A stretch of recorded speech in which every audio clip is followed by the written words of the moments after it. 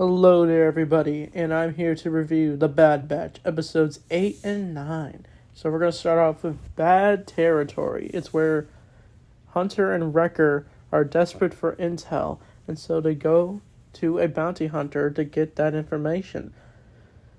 And so, this episode was alright. Like, it was nice to see Fennec Shand in this episode. Ming-Na Wen is really good as this character. But, I don't know, I just feel this episode was mainly just a setup episode. But there were some nice details to this episode. But overall, I think it was going alright. Like, the Batch mainly, on this swamp planet with Fennec Shand, who makes, a deal with them that she'll give them the intel they need for, why they want Omega, or how about the place, the prison, the Imperial prison. But they mainly are just hunting, this giant swamp creature or something. They're mainly tracking this one being. This one dude with, these, I think, 4 arms. Apparently he has a big bounty or something for Fennec.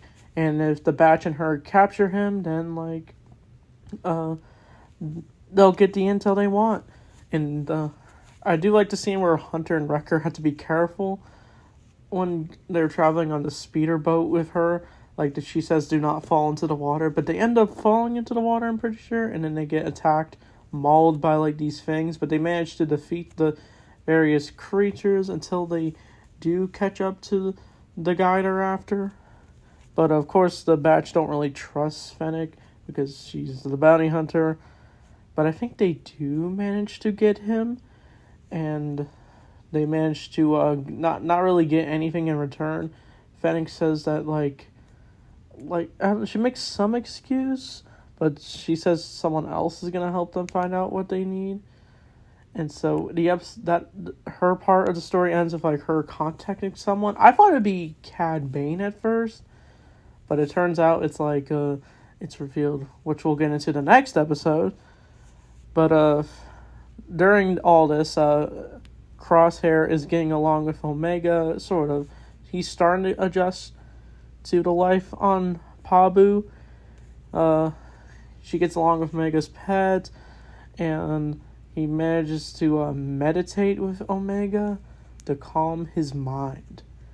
And she learned it from Gungi, and Crosshair is starting to learn about what the Batch has been up to.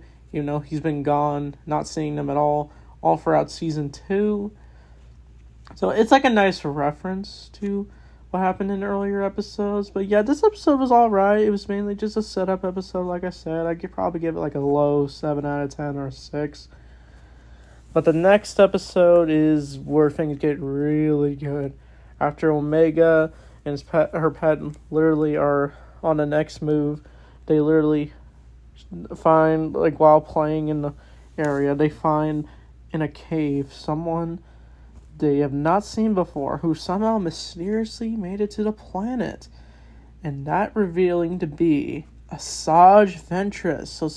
So Ventress has been gone for a long time in Star Wars. We haven't seen her since Season 5 of The Clone Wars, and we've wondered where she's been. But if you've read Dark Disciple, it was meant to be a Clone Wars episode, but they turned it into a book, and there's some rough animation for it.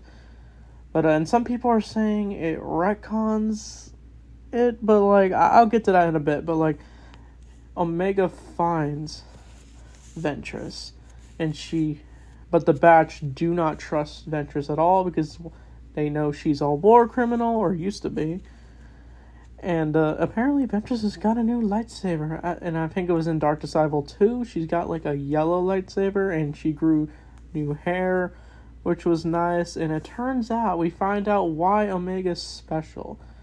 It's because they are trying to turn the clones into Force users for the Emperor's big plan. We don't know what that big plan is yet, but at least we somewhat have an idea of what's going on. That's what I was kind of speculating. They're trying to create a Force-wielding army, is what the Emperor's trying to do, or he's trying to find his way towards immortality, as shown in The Rise of Skywalker. But they think Omega could have Force potential, and Ventress is willing to train her so she can learn about it.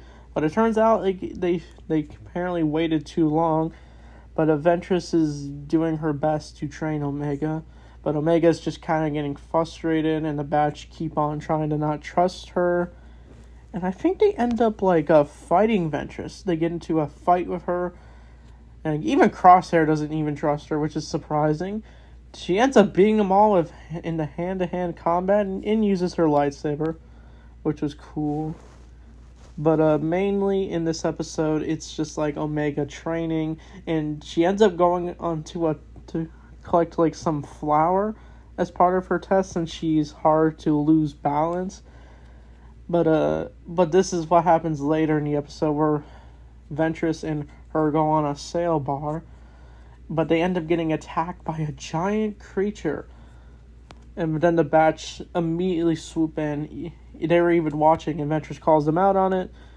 But they end up trying to save Omega, but Ventress figures out that attacking it will make it worse, and so she finds a way to adapt, just like what Ezra did when he tried to connect with the spiders or other creatures in the realm of Lothal.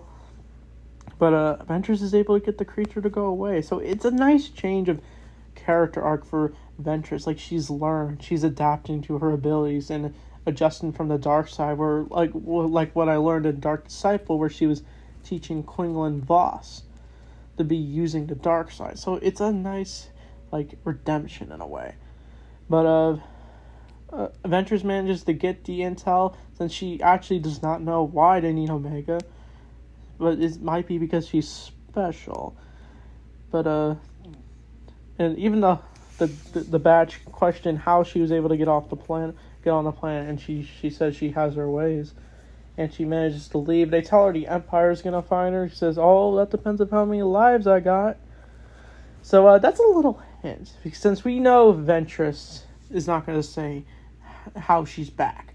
And I think this book literally said, and even the author of the book replied to it, saying she did not, it's not retconning Dark Disciple. So I honestly, some people online are saying it's retconning Dark Disciple, but I honestly think Ventress was somehow resurrected, and she has a certain amount of lives left, just like a cat, literally. And that's how Ventress is alive. And I think we're gonna get a future story. Even the actress said gave a little hint at something. So I think this isn't the last time we're gonna see Ventress in the bat. If we don't see her in the rest of the season, where we might get her in some form of maybe Tales of the Jedi. I think we're getting a season 2 of that, but we'll have to wait and see. So this episode was really good. I give it an 8 out of 10. But overall, I can't wait to watch the rest of the batch and see what they're gonna be up to next. So that being said, thanks for watching, and may the Force be with you always.